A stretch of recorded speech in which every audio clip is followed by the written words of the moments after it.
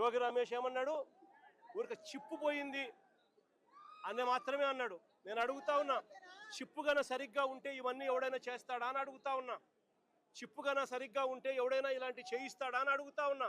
నిజంగా వీళ్ళకి చిప్పు సరిగ్గా లేదు కాబట్టి ఇవన్నీ చేయిస్తా ఉన్నారు.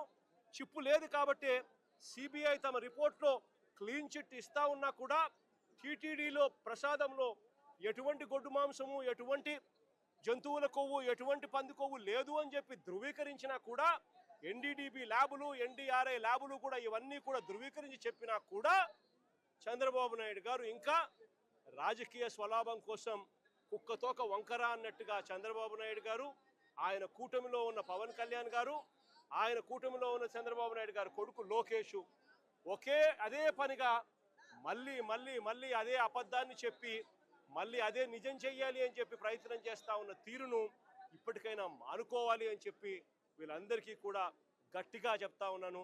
దేవుడు గట్టిగా వీళ్ళందరికీ కూడా బుద్ధి జ్ఞానం ఇవ్వాలని కూడా దేవుణ్ణి కూడా కోరుతా ఉన్నాను.